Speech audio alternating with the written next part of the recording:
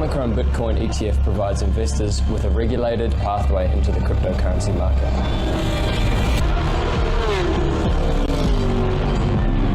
When you're ready to take your investments to the next level, you might want to consider Monaco.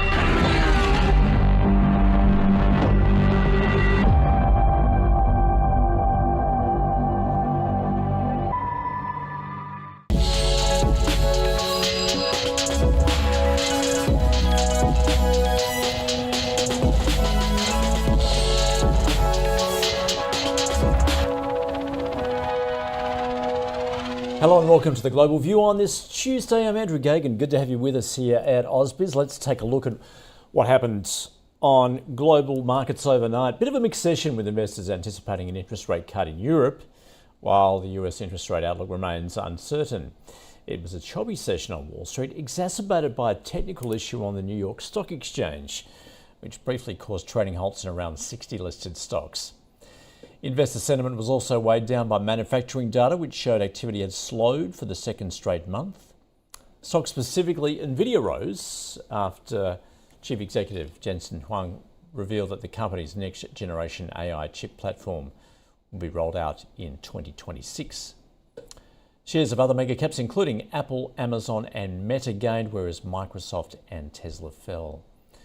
And GameStop shares, well, they soared after a social media post from stocks influencer Keith Gill, who's also known as Roaring Kitty, revealed a $116 million bet on the gaming retailer. Well, US manufacturing activity slowed for the second consecutive month in May, with new goods orders falling by the most in almost 2 years. The ISM Manufacturing Purchasing Managers Index fell to 48.7 from 49.2 in April. And in further indications that the US economy is in a gradual slowdown, construction spending fell unexpectedly for a second month in April on weakness in non-residential activity. Now, that data sent US Treasury yields falling to a 2-week low, with the 10-year down to 4.4%, the 2-year around 4.81%. And the US dollar also fell to a 3-week low against a basket of major currencies, the Aussie trading at 66.9 US cents. And in Mexico, the peso dropped, while stocks fell more than 6% after the ruling party declared Claudia Sheinbaum the winner of the presidential election in a landslide, prompting market wariness about the party's unchecked power. Okay, well, let's get across some of those, some of the data that we've seen out of the States, and certainly how that's influencing investment decisions at the moment on Wall Street. And to do that, we are joined by Steve Sosnick. He is the Chief Strategist at Interactive Brokers. Steve, very good to see you once again. What did you make of that manufacturing PMI? How are you going to read this? Is it obviously indicating that slowing economic activity, but also, I guess, some easing inflation pressures? Morning, Andrew. This was really the challenge that the market had today, and I was a bit surprised by how aggressively the bond market reacted to it. I do think there's some start of the month factors in there, some new calendar month buying, that kind of thing. But this is what we're really having to wrestle with right now, and that is the economic reports are lackluster at best.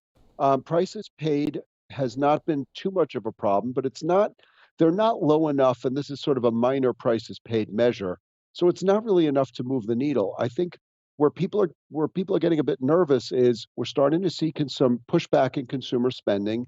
There was a lot of talk over the last couple of weeks about consumer goods companies which had been able to raise prices more or less unfettered, starting to find the need to do doorbuster sales and price promotions here and there. So I do think there's this malaise creeping in, but not necessarily bad enough yet to get the Fed off the sidelines, nor is the inflation picture good enough to get them off the sidelines. We'll learn more about the jobs picture later this week, and we'll learn more about what they're thinking about the whole package when the FOMC meets next week. We also get later this week the ISM services reading as well. How wary is the market going to be of that? That's going to be another one because, I think everybody's I thought everybody, let me say, had come to grips with the idea that manufacturing and goods and services were seeing some challenges, but services had been very strong. Let's see how the market reacts to that. It's not an easy number to predict. The consensus is usually not generally that correct, but it's more about direction. And that's one of those that I think after today's manufacturing report, we're going to have to pay close attention to the services report when it comes out later. Steve, beginning of a new month, and interesting to see what happened in May. Sell in May, go away, hasn't really played out, has it? We don't know that yet. You don't really, this would literally be the first day you could decide if sell in May worked out. Obviously, so far it hasn't. You don't know if sell in May works until June at the earliest.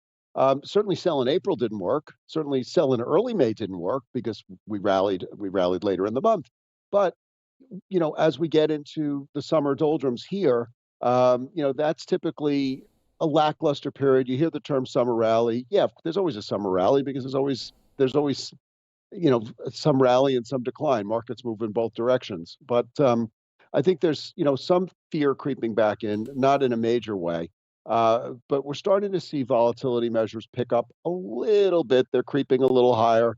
Let's see what happens. Certainly, if you'd managed to sell at the highs in May, you'll know soon enough whether this was a good result, and we'll know sort of if, even if you sold sort of to the lower end.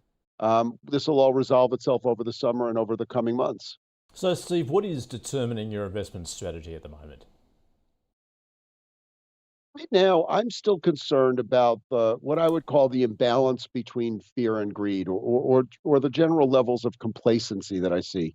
You and I have talked about this before, and we've sort of been treading water to some extent. But Friday's rally was pure end of month markup. It was one of the most egregious end of the month markups that I'd seen because we were down pretty much all day Friday.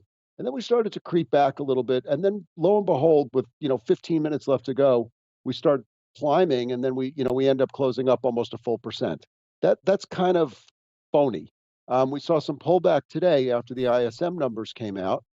We clawed back there. I will say some of it was again because of the new month, the marking up the new month. But I also do think that the bond market, as it continued to steadily decline, as yields, steadily declined. I think that was enough of a spur for the equity markets. A lot revolves around, can these big names keep delivering? Because I think we're getting increasingly more dependent on a smaller cadre of mega cap tech stocks. And Nvidia is the one, of course, that's the linchpin of it all. And today, if you showed the chart earlier, you'll notice that it just sort of ramped right into the close.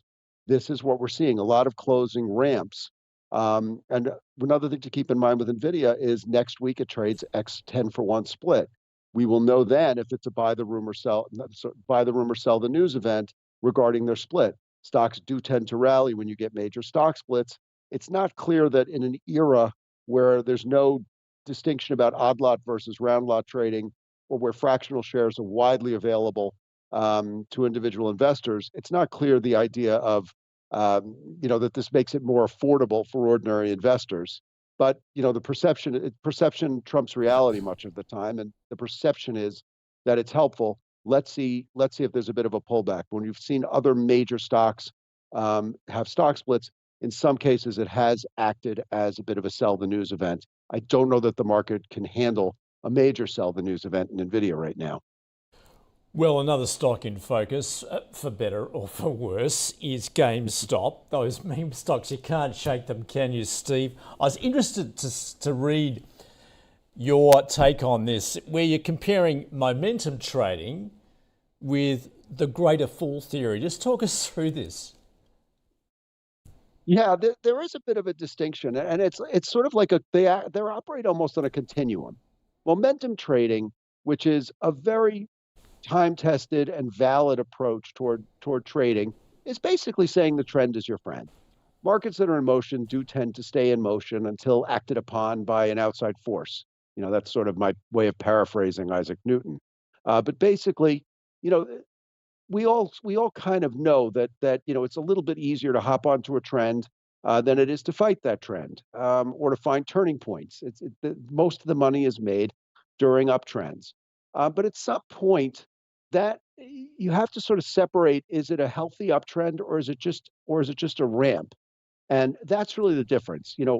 Let's contrast Nvidia, which I can't help but talking about either. For better or worse, that is one of the most monstrous mega trends that I can recall. But the rationale behind it is they make money, they keep raising estimates, they keep beating the raised estimates and then raising them again. That's phenomenal. That's a trend you don't want to fight. At some point, inevitably, the stock will get overdone. It always happens. But if you're going to tell me that you're trend following in Nvidia, okay, I get it. You're getting out ahead of a company with good earnings. If you're doing it in some very speculative stock, and we've seen, besides GameStop, besides AMC, we've seen a huge amount of activity in very, very small cap stocks. And, FFIE was one that went from like 15 cents to $4, then back to 50 cents. These kind of trades. If you're doing it there simply because you think that someone will pay you more for it, not because there's any necessarily good reason for someone to pay you more for it, that's where it becomes greater fool theory. In the case of, let's say, again, an Nvidia or Microsoft or something of that nature, if you're buying it because you think someone will pay you more for it later on, because the company will be worth more because it has earnings and cash flows and all those nice things, sure, that's investing. And especially it's helpful if there's a trend. If you just buy some random stock because it's moving and you don't know what it does and it doesn't make any money, and you're just hoping that you can turn it around fast enough because someone else will buy it from you, that is the greater fool theory. And that's really what you have to consider if you're trading in very, very fast moving, highly volatile, highly momentum driven stocks. And I've seen a lot of greater fool theory, I think, to some extent, creeping into at least some of the more speculative names. Well, clearly we want to be on the side of momentum and not the fool, Steve. Thanks so much for joining us from Interactive Brokers. My pleasure as always, Andrew. Talk to you soon. Take care. All right, let's just take a look at where the local market is likely to get going. We can see SPI futures there off 0.15%. So we are expecting to start low when trading gets underway in just a couple of minutes. Stay with us for that.